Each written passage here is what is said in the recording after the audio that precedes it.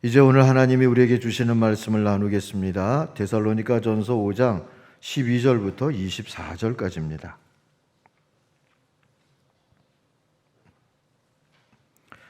형제들아, 우리가 너희에게 구하노니 너희 가운데서 수고하고 주 안에서 너희를 다스리며 권하는 자들을 너희가 알고 그들의 역사로 말미암아 사랑 안에서 가장 귀히 여기며 너희끼리 화목하라.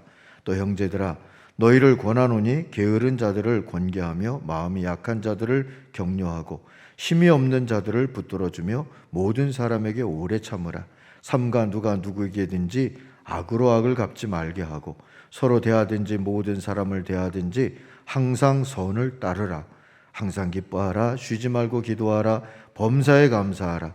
이것이 그리스도 예수 안에서 너희를 향하신 하나님의 뜻이니라.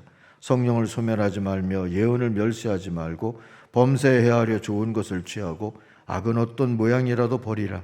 평강의 하나님이 친히 너희를 온전히 거룩하게 하시고 또 너희의 온 영과 혼과 몸이 우리 주 예수 그리스도께서 강림하실 때 흠없게 보존되기를 원하노라. 너희를 부르시는 이는 미쁘시니 그가 또한 이루시리라. 아멘. 하나님이 이 말씀으로 우리에게 새 힘을 주실 줄 믿습니다. 항상성이라고 하는 말이 있습니다. 호메오스테이시스라고 하는 말인데요. 호메오는 일정하다 하는 뜻이고요. 그리고 스테이시스는 유지하다 하는 뜻이에요. 그러니까 일정하게 뭔가를 유지하는 것을 항상성이라고 그러는데, 우리가 건강하게 사는 것은 우리 몸에 하나님이 항상성의 기능을 주셨기 때문입니다. 그래서 어떤 외부적인 많은 변화가 있고 스트레스가 찾아와도 우리의 내부에 하나님이 주신 이 항상성의 기능으로 체온도 우리가 잘 유지하고 삼투압이나 혈당이나 뭐 이런 거를 잘 유지하고 살아야 우리가 건강할 수가 있는 것이지요. 주로 자율신경이나 호르몬이 항상성 조절 기능을 한다는데요. 이게 제 기능을 잘 못하게 되면 여러 환경의 변화에 따라서 우리 몸의 균형이 깨지고 또 건강의 위기를 맞을 수가 있는 겁니다. 항상성 얘기로 시작하는 이유는 우리 5장 앞부분 금밤 때 우리가 나누었는데요. 이 환난의 때를 사는 지혜와 믿음을 바울이 데살로니가 교회에게 제시를 했는데, 그게 뭐냐 하면 깨어있으라는 거예요. 정신을 차리고 살자 하는 겁니다. 근데 정신 차리고 살자 하는 것을 두 번이나 바울이 강조를 했어요. 그리고 나서 11절에서 보니까 그 정신을 차리고 또 정신을 차리고 그러기 위하여서 피차 권면하며 덕을 세우기를 너희가 하는 것 같이 해라 하고 얘기합니다. 계속 하라는 거예요. 너희가 하는 것 같이 어떻게 해서 이 환난의 때를 이길 수 있는 이 항상성을 이 공동체가, 데살로니가 공동체가 유지했다는 걸까? 또 유지하라고 권면하는 걸까? 우리가 읽은 말씀 속에서 두 가지를 찾을 수가 있는데요. 하나는 지금까지 그리 해온 것처럼 앞으로도 계속 서로 응원하십시오, 이렇게 말하는 겁니다. 응원 문화를 잘 만드는 게 우리의 신앙의 깨어있음, 그 항상성을 유지할 수 있는 길입니다. 제가 응원하는 야구팀이 있다는 얘기 몇 번 했는데요. 올 시즌 들어서 이 연패와 연승을 거듭하고 있어요. 7월 달에 7연패를 했어요. 그동안에 꼴찌까지 가더라고요. 만년 꼴찌 팀을 응원하는 분들의 심정을 조금 이해를 했어요. 어느 날은 이 TV를 중계를 보고 싶지 않은 날도 있더라고요. 그래도 한번 봐야지 하고 보는데 먼 도시에 원정을 가서 경기를 하는데 거기까지 몇 안 되는 응원하는 분들이 찾아와서 앉아있는 게 이 관중석에서 보이더라고요. 한 분이 이 손글씨로 손팻말을 써가지고 이렇게 펼치는데 거기에 뭐라고 써 있었냐 하면 이겨도 내 팀, 져도 내 팀, 이렇게 써 있더라고요. 제가 뭉클했어요. 아, 저런 게 응원이다. 제가 고마운 마음도 들고 미안한 마음도 들고 회개하는 생각도 들고 그러더라고요. 사랑하는 성도 여러분, 응원 없이 개인도 공동체도 늘 잘하기 어렵죠. 늘 깨어있기가 쉽지 않습니다. 그래서 응원이 필요합니다. 우리가 읽은 말씀 12절부터 15절 사이에 바울은 데살로니가 교회를 향하여서 정신 차리고 깨어서 환난을 극복할 수 있도록 계속 서로 응원하는 거 하자 하고 권고하고 있는 겁니다. 어떻게 응원하면 좋을까요? 12절 13절을 보니까 먼저는 앞장서서 수고하는 이들을 응원하라 합니다. 선수로 뽑아서 세워놨으면 응원해라 하는 뜻일 수도 있는 것이지요. 메시지 성경으로 이 12절 13절을 읽어드릴게요. 친구 여러분, 부탁드립니다. 여러분을 위해 열심히 수고하는 지도자들, 여러분의 순종에 따라 여러분을 권면하고 이끄는 책임을 맡은 이들을 존중하십시오. 감사와 사랑으로 그들을 감동시키십시오 했어요. 얼마 전에 저는 그런 감동을 받았습니다.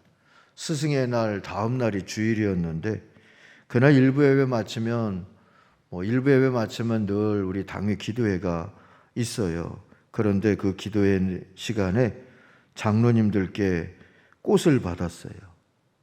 제가 아내에게 자랑을 했습니다. 장로님들께 스승의 날 꽃 받는 담임 목사 흔치 않을 거다. 제가 조사해 본 바는 없어요. 그래도 자랑을 했어요. 제가 응원을 받은 겁니다. 열심히 해야지 하는 마음이 들더라고요. 다른 꽃바구니도 받았는데 그중 하나에 아침으로 은혜 받은 성도가 하는 리본이 달려 있었어요. 그 문구에 정신이 차려졌어요. 아침 큐티를 10수년째 하다 보니까 저도 좀 지치는 마음이 들었는데 그걸로 은혜를 받는다고 하니까 응원해 주시니까 정신 차리고 잘해야지 하는 그런 마음가짐이 생기더라고요. 사랑하는 성도 여러분, 요즘 여러분들이 리모델링된 예배당을 드나들면서 참 좋다, 좋아요 해주시는 그 한마디가 우리 앞장선 장로님들에게 얼마나 응원이 되는지 아십니까? 수고를 알아주는 게 응원이잖아요. 응원해 주시면 우리 장로님들이 마무리까지 힘을 내서 잘 감당할 수 있으리라 그렇게 믿습니다. 우리끼리도 서로 수고를 알아주면서 사십시다. 가정에서도 서로 수고를 알아주고 교회에서도 서로 수고를 알아주고 그러면서 살자고요. 저는 요즘 집에서 밥 먹고 잘 먹었다고 맛있게 먹었다고 하는 인사를 꼬박꼬박 아내에게 하고 있습니다. 안 그래도 코로나19로 집에서 삼시기가 됐는데 아내가 고민이 많더라고요. 저녁에는 뭐 먹고 싶어? 뭐 해줄까? 그게 막 해주고 싶은 열정이 생겨서가 아니라 고민이 많아서 저라고 뭐 먹고 싶은 게 늘 달려 있겠습니까? 아, 이게 힘든 거구나 하는 생각을 하게 되니까 밥 차리는 수고라도 알아드려야 되겠다 싶어서 잘 먹었다고 고맙다고 꼬박꼬박 인사합니다. 그리고 가끔 맛있는 거 해주면 밥값도 냅니다. 여러분도 집에서 또 교회에서 예배하고 돌아가면서도 서로 수고했잖아요. 감사하시고 또 응원해 주세요. 식당에서 밥을 사 먹을 때도 이건 뭐 이렇다 저렇다 뭐가 없다 이러시지 말고 그래도 이렇게 어려운 때 식당 문 열고 밥 해주는 데가 있구나 하는 마음으로 수고하신다고 잘 먹었다고 응원도 해주시고 집에서 택배를 받고 배달 음식을 먹을 때도 누구의 안부 전화를 받을 때도 수고를 알아주는 연습을 하면서 살 수 있기를 바랍니다. 그게 우리가 서로 이 환난의 때에 정신을 차리고 깨어서 극복할 수 있는 응원이 된다는 것을 기억하십시다. 또 13절부터 15절은 수고하는 이들을 존중하는 응원에서 더 나아가서 서로의 연약함이 드러날 때 그것을 함께 나누어지는 좀 더 성숙한 응원 문화를 우리에게 알려줍니다.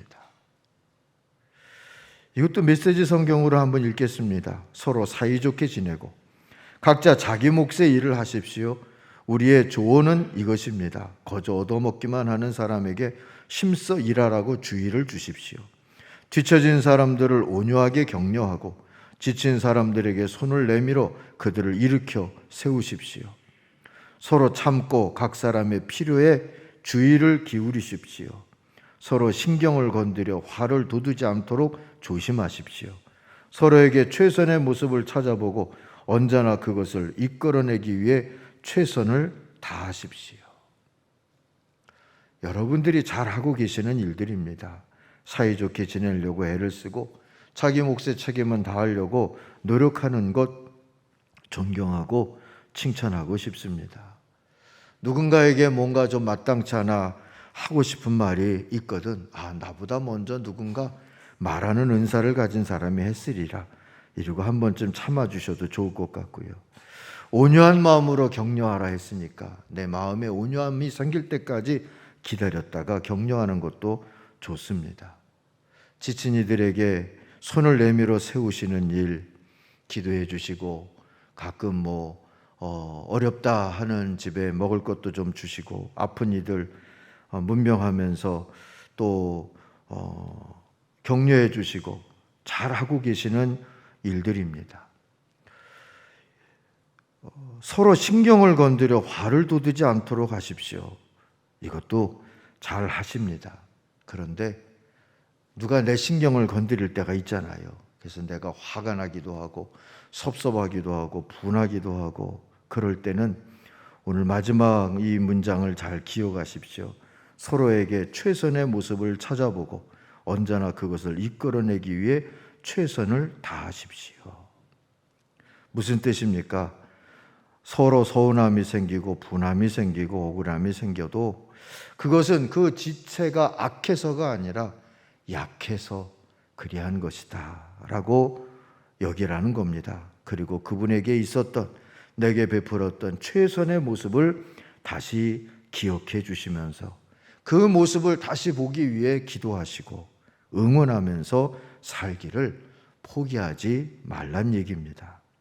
그렇게 살 때 그게 우리 자신도 응원하면서 깨어있게 되어지는 우리 자신의 항상성을 유지할 수 있는 그런 길이 될 줄로 믿습니다.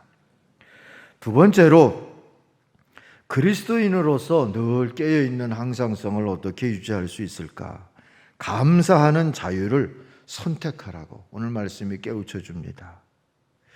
16절부터 18절을 가지고 이렇게 얘기하는 건데요. 그리스도인의 깨어있음, 그 항상성에 대해서 정의를 내려주는 구절로 들리지 않습니까?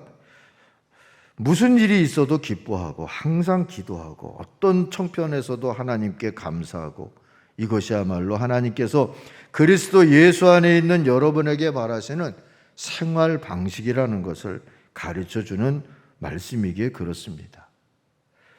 근데 이렇게 사는 건 그리스도 안에서 나의 삶을 긍정하고 감사해야지 선택한 사람이나 그런 공동체 문화 속에서만 할 수 있는 일입니다. 그리스도 안에서 의롭다 하신 곧 자녀 삼아 주신 하나님의 은혜가 있다는 것을 긍정하고 그 은혜로 자족하기를 소망할 때 그 사람은 감사를 선택한 거다. 그렇게 말할 수가 있는 것이지요.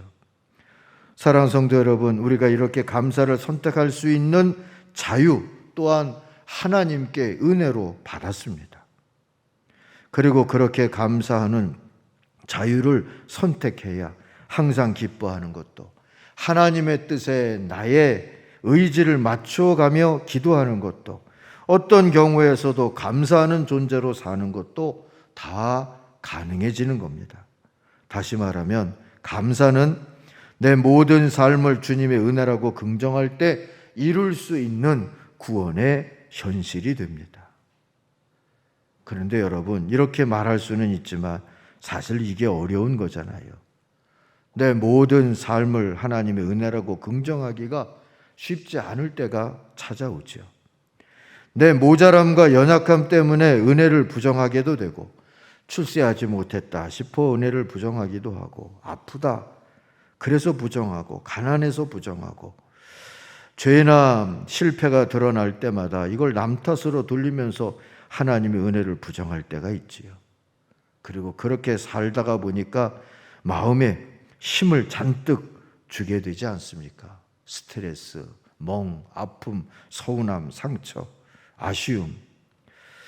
근데 이것들을 다 합치면 결국 이게 욕심인 것을 깨닫습니다.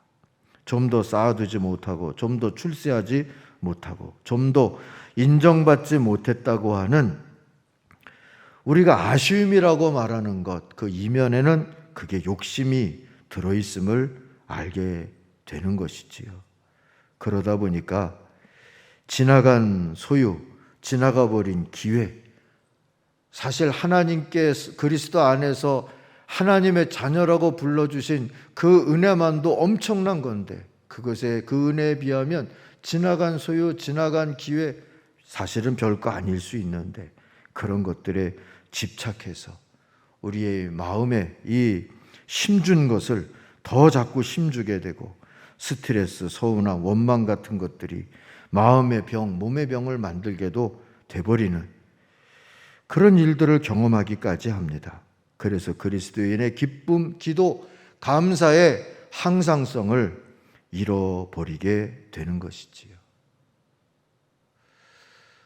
우리 노예에 존경받는 원로 목사님 한 분이 심호하실 때 위암을 앓으신 적이 있는데, 암 선고를 한번 받고 그게 너무 충격이 되고 허망해지고 사모님과 같이 손을 잡고 울었대요. 울다가 보니까 그래도 지금까지도 잘 살았는데 하는 마음이 들어서 감사하자.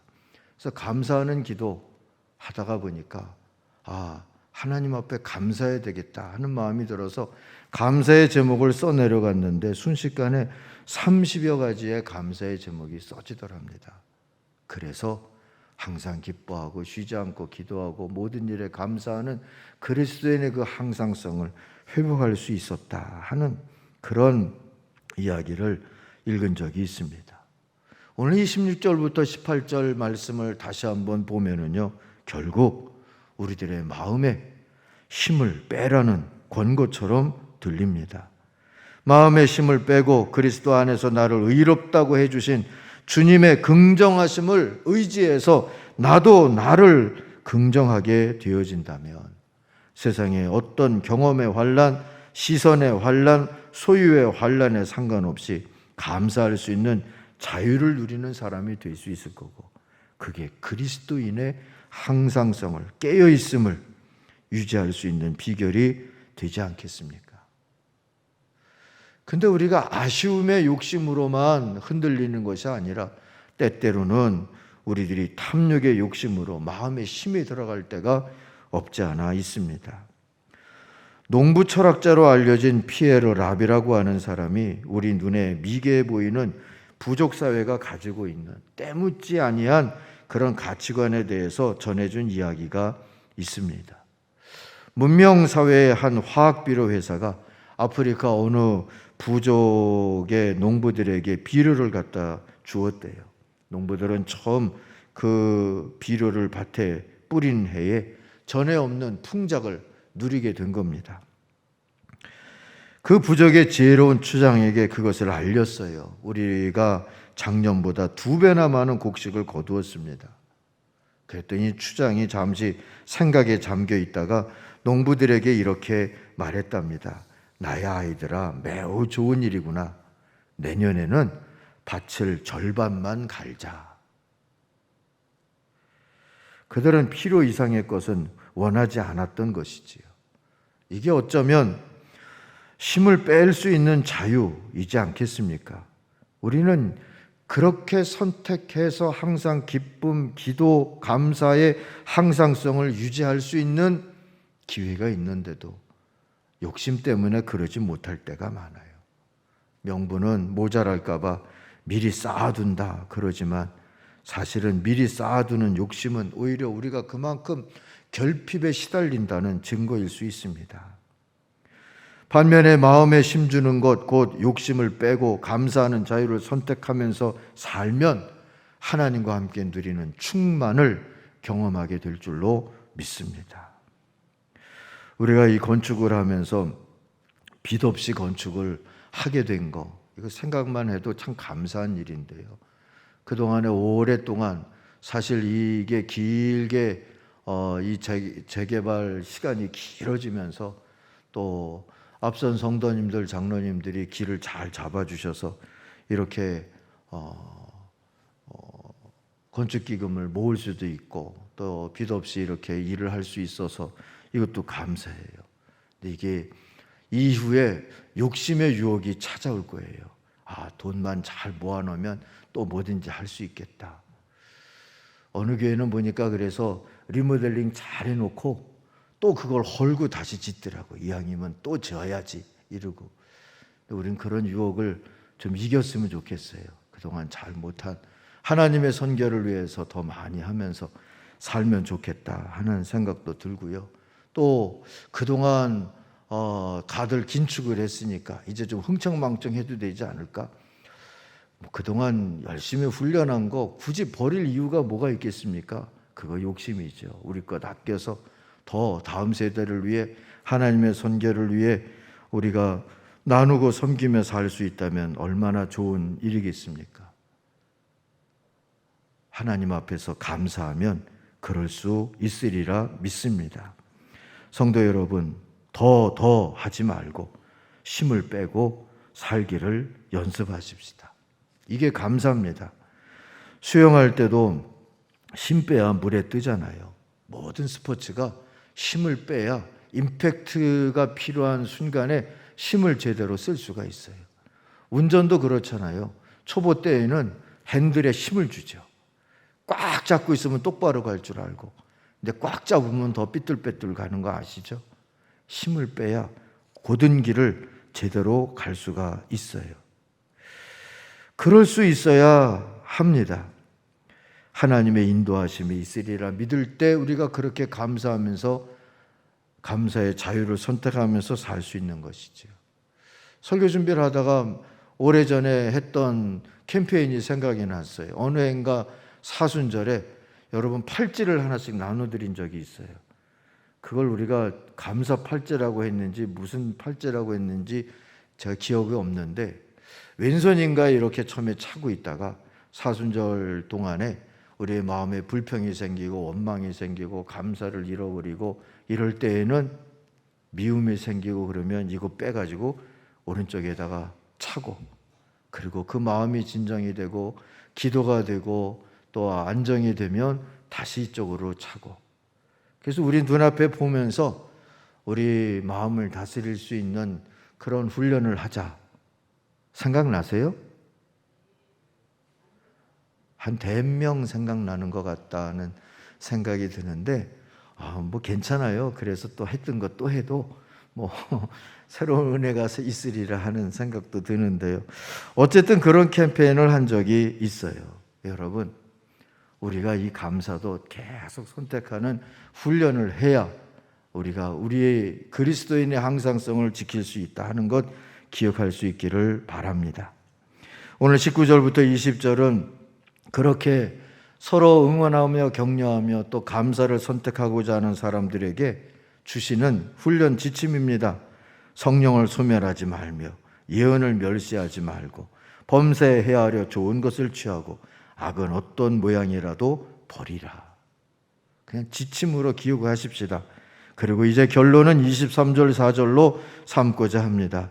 응원과 감사의 훈련으로 환난의 때를 극복하고 전도의 덕을 세우는 교회, 그렇게 깨어있고자 하는 성도들을 축복하는 기도입니다. 깨어있는 그리스도인의 항상성을 사모하는 교회와 성도들을 격려하는 우리 주님의 응원이기도 합니다. 너희들만 노력하는 것이 아니라 내가 하마 하고 말씀하시는 내용이기도 해요. 그렇게 기억하며 기억해 주십시오. 세 번역으로 한번 읽어보겠습니다. 평화의 하나님께서 친히 여러분을 완전히 거룩하게 해주시고 우리 주 예수 그리스도께서 오실 때에 여러분의 영과 혼과 몸을 흠이 없이 완전하게 지켜주시기를 빕니다. 여러분을 부르시는 분은 신실하시니 이 일을 또한 이루실 겁니다. 아멘. 하나님이 이루실 때 우리도 심써 훈련해서 건강한 공동체로 신앙생활로 하나님께 영광 돌리실 수 있기를 주의 이름으로 축원합니다. 기도하겠습니다.